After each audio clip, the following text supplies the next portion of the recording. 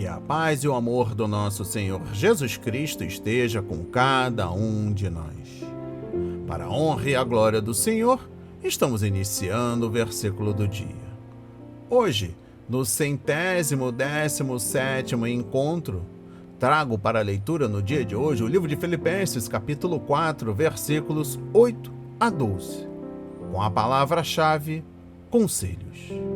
A palavra diz finalmente: irmãos, tudo que é verdadeiro, tudo que é respeitável, tudo que é justo, tudo que é puro, tudo o que é amável, tudo o que é de boa fama, se alguma virtude há e se algum louvor existe, seja isso o que ocupe o vosso pensamento. O que também aprendestes e recebestes, e ouvistes e viste em mim, isso praticai, e o Deus da paz será convosco. Alegrei-me sobremaneira no Senhor, porque, agora, uma vez mais, renovastes a meu favor o vosso cuidado, o qual também já tinhais antes, mas vos faltava oportunidade. Digo isto não por causa da pobreza, porque aprendi a viver contente em toda e qualquer situação. Tanto sei estar humilhado, como também ser honrado. De tudo e em todas as circunstâncias, já tenho experiência tanto de fartura como de fome, assim de abundância como de escassez. Amém. E graças a Deus, graças a Deus, graças a Deus. Iniciamos esta mensagem dando as boas-vindas aos irmãos e irmãs que estão conosco neste momento de leitura, meditação, reflexão, estudo da palavra e, ao término, oração. Sejam muito bem-vindos. Meditando e aprendendo com o versículo do dia, preste atenção e se desconecte de tudo, pois vamos meditar versículo a versículo para a compreensão na mensagem de hoje. Quanto ao mais, irmãos, tudo o que é verdadeiro, tudo o que é honesto, tudo o que é justo, tudo o que é puro, tudo o que é amável, tudo o que é de boa fama, se há alguma virtude, se há algum louvor, nisso pensai. Isso pode ser feito contando que a cruz seja o objeto de nossa fé, o que então dá ao Espírito Santo a liberdade de ação para nos ajudar. No versículo 9, o que também aprendestes e recebestes, e ouvistes e viste em mim, isso fazei. Paulo havia dado a eles o evangelho da cruz, e eles o haviam, presta atenção, eles o haviam visto funcionar na sua vida. Portanto, eles tinham o ensino correto e tinham o exemplo correto. E o Deus da paz será convosco. A paz santificadora será nossa, se nossa fé estiver corretamente colocada na cruz e permanecer na cruz. Continuando no versículo 10, ora, muito me regozijei no Senhor a respeito da ajuda que eles lhe haviam enviado, por finalmente reviver a vossa lembrança de mim. Parece que, por um período de tempo, os filipenses haviam deixado de ajudar o apóstolo, pois já vos tinhais lembrado. A igreja em Filipos não havia se esquecido de Paulo, mas lhes havia faltado o meio de lhe fazer chegar o donativo. Mas não tinhais tido oportunidade. Graças ao Senhor, a oportunidade por fim se apresentou. No versículo 11, não digo isso por necessidade, afirma sua independência dos confortos materiais, porque aprendi a contentar-me com o que tenho, não depender das circunstâncias externas. E por fim, no versículo 12, sei estar abatido, continuar a regozijar-se quando não tiver dinheiro. E sei também ter abundância, continuar a regozijar-se quando tiver dinheiro. Em toda a maneira e em todas as coisas estou instruído, tanto a ter fartura como a ter fome, tanto a ter abundância como a padecer necessidade. Tudo virá cedo ou tarde, e a carência não é por falta de fé, mas sim para a nossa instrução na justiça. A partir de agora, preste atenção nas palavras que serão semeadas em nossos corações. Mas antes de darmos continuidade, eu lhe peço que nos ajude com a divulgação do nosso trabalho diário, se inscrevendo em nosso canal, ativando as notificações, compartilhe ao máximo lá no grupo do WhatsApp, da sua família, dos seus amigos, da sua comunidade e, por fim, segundo e último, deixa aqui clicado o like, é gratuito, é bênção pura, para você não se esquecer. Graças a Deus. Meu irmão, minha irmã, no estudo de hoje, eu destaco aqui cada ponto específico dos versículos. Vamos lá, no versículo 8. Tudo que é verdadeiro, honesto. Uma consideração à verdade em nossas palavras e compromissos. E a decência em nosso comportamento adequada às circunstâncias e às condições de vida. Justo, puro. Em acordo com as regras da justiça e da retidão em todas as nossas negociações com os homens, e sem a impureza ou a mistura do pecado. Amável, boa fama. Isto é, amável, que nos tornará amados e nos fará bem falados e bem considerados pelos outros. Nisso pensai, se há alguma coisa virtuosa de algum tipo e digna de louvor. O apóstolo queria que os cristãos aprendessem de seus vizinhos pagãos qualquer coisa que fosse boa. Devemos andar em todos os caminhos da virtude e ali habitar. Quer tenhamos o nosso louvor dos homens ou não, ele será de Deus. Romanos 2, versículo 29. No versículo 9 destaco: viste em mim, isto fazei. O que eles viam nele era a mesma coisa que ouviram dele. Paulo podia propor que ele e a sua doutrina fossem imitados. Quando podemos apelar ao que os outros veem em nós, isso dá uma grande força ao que falamos com eles. O Deus de paz será convosco. Este é o modo de termos o Deus de paz conosco, mantendo-nos próximos do nosso dever para com ele. O Senhor é conosco enquanto estamos com ele. No versículo 10 destaco: não tinhais tido oportunidade. Ele desculpa a negligência deles ultimamente. Por algum tempo, eles não buscaram notícias dele nem enviaram qualquer presente. Mas agora, finalmente, o cuidado deles por ele floresce outra vez. Como uma árvore na primavera que parecia estar completamente morta durante o inverno. Como lhe poderia ter faltado a oportunidade se eles tivessem sido determinados a este respeito? O apóstolo está disposto a supor, em favor deles, que eles o teriam feito se tivessem tido uma melhor oportunidade. Com isso, era contrário ao comportamento de muitos dos amigos deles, para quem as negligências, que são realmente perdoáveis, são ressentidas tremendamente. Quando Paulo desculpa aquilo que ele tinha razão suficiente para ressentir. No versículo 11 destaco: como por necessidade. Não por causa de alguma necessidade que ele tivesse, nem porque temia ter alguma necessidade. Paulo estava contente com o pouco que tinha e isso satisfazia. Ele dependia de Deus para prover-lhe dia a dia. Já aprendi a contentar-me. Temos uma declaração do aprendizado de Paulo. Não daquele que ele aprendeu aos pés de Gamaliel, mas daquele que aprendeu aos pés de Cristo. Ele aprendeu a estar contente. E esta era a lição que ele tinha tanta necessidade de aprender, como a maioria dos homens, considerando as tribulações e os sofrimentos pelos quais ele havia passado. Ele esteve em algemas, em cadeias e em necessidade, muitas vezes, mas em tudo ele havia aprendido a estar contente, isto é, a trazer a sua mente a esta condição e fazer o melhor que pudesse. E por fim, no versículo 12, humilhado e abundante. Este é um ato especial da graça a fim de nos acomodar a cada condição da vida e conduzir um temperamento mental equilibrado em todas as variedades do nosso estado.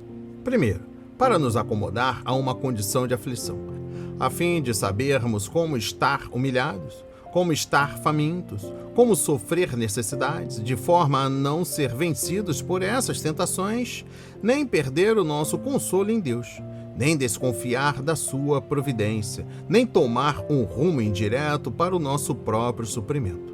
Segundo, para uma condição próspera, a fim de saber como ter em abundância, como estar cheio, de forma a não ser orgulhoso ou seguro ou luxuoso. E esta é uma lição tão difícil quanto a outra, pois as tentações da plenitude e da prosperidade não são inferiores àquelas da aflição e da necessidade. Olha, meu irmão, minha irmã, que estudo maravilhoso. Dando mais entendimento a esta linda reflexão, eu gostaria de destacar, de tudo que nós aprendemos hoje, os versículos 8 e 9. Tudo que é verdadeiro, respeitável, justo, puro, amável, de boa fama. É importante, porque são conselhos. Assim é a palavra-chave de hoje. Certos modos de sofrimento emocional produzem alterações de humor, agressividade, ressentimento, acusação a outros e também a si mesmo. Comumente somos vítimas de nós mesmos, devido a erros de observação e de análise, impulsividade e mecanismos inconscientes que nos armam e condicionam. A mente expõe nosso mundo interior e orienta nossa relação com o ambiente físico e social. Ela é composta de impressões captadas pelos sentidos, guardadas na memória, sempre atualizadas com o que adquirimos e traduzidas em imaginação, intuições e pensamentos e comportamentos. Tiago 1, versículos 14 e 15. Quem deseja fazer boas colheitas buscará semear boas sementes. Este princípio da semeadura ilustra uma questão crucial. Desde o século XX, com a explosão técnica e de produtos eletrônicos, somos bombardeados por imagens e mensagens o tempo todo. Isso pode ser muito útil e bom, mas também pode ser pervertido por inescrupulosos. Especialistas em educação, saúde e segurança preocupam-se com efeitos doentios e criminosos de certos conteúdos veiculados. Em especial, pais, mães e educadores precisam aprender a construir barreiras éticas e utilizar de processos pedagógicos em relação a crianças e adolescentes. Nesta passagem, o mestre Paulo nos oferece o melhor critério para garantir qualidade espiritual e estética, selecionando conteúdos formativos, informativos, entretenimento e conversações saudáveis. E ele ilustrou isso com a sua vida e seus ensinamentos sobre o reino de Deus e a fé em Jesus. Ainda sobre o tema conselhos, olha o que eu trago aqui, é como se fosse um resumão de tudo que nós falamos. Aquilo que colocamos em nossa mente determina o que falamos e fazemos. Paulo nos aconselha a programar nossa mente com pensamentos que sejam verdadeiros, honestos, justos, puros, amáveis e de boa fama, virtuosos e louváveis. Você tem algum problema com pensamentos impuros ou com desvaneios? Examine o que está colocando em sua mente por meio da televisão, dos livros, das conversas, dos filmes, das revistas, das redes sociais. Substitua toda informação pecaminosa por material de valor. Por exemplo, aprecie o nosso versículo do dia, o café da manhã com Deus, as mensagens diárias de fé e esperança. Acima de tudo, leia a palavra de Deus e ore. Peça a Deus para ajudá-lo a direcionar sua mente para aquilo que é bom e puro. Essa atitude requer alguma prática e disciplina e você certamente é capaz de fazê-lo. Continuando, não é suficiente ouvir ou ler a palavra de Deus, ou até mesmo conhecê-la muito bem.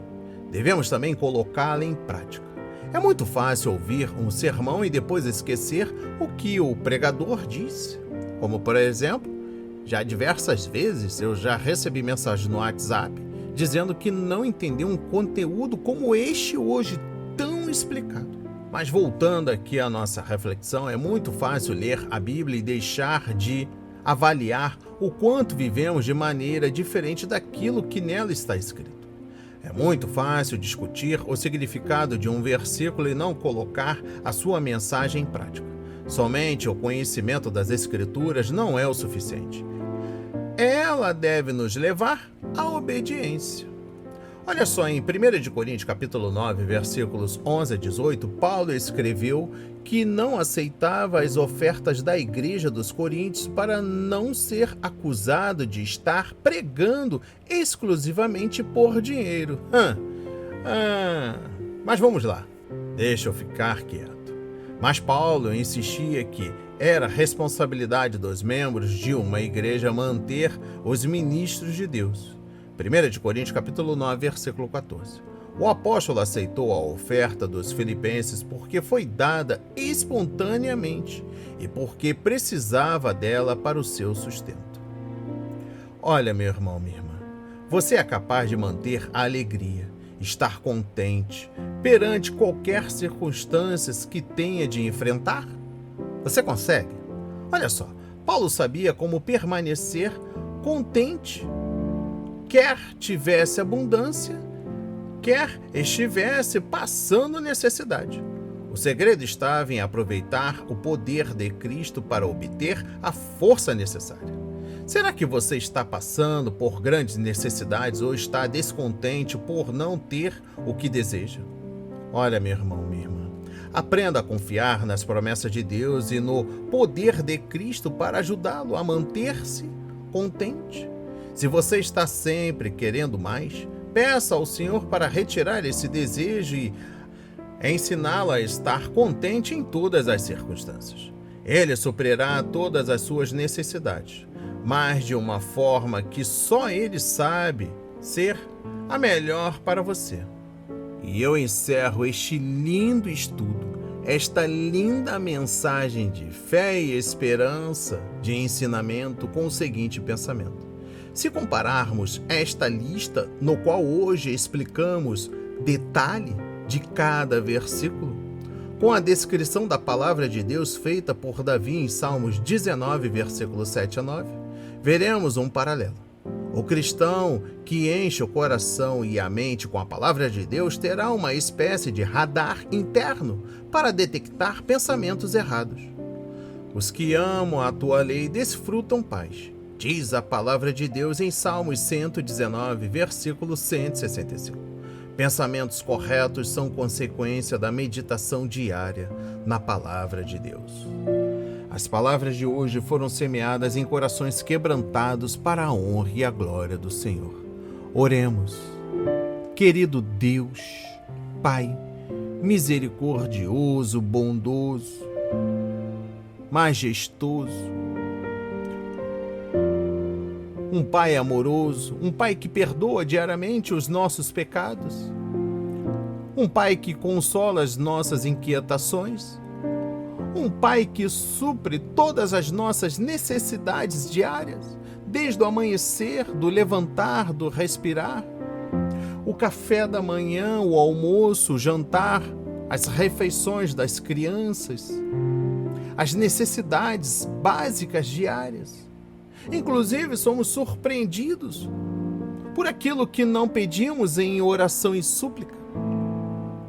O Senhor, em tempos difíceis, nos auxilia, governa a nossa vida, não permite que venhamos a entrar em desespero.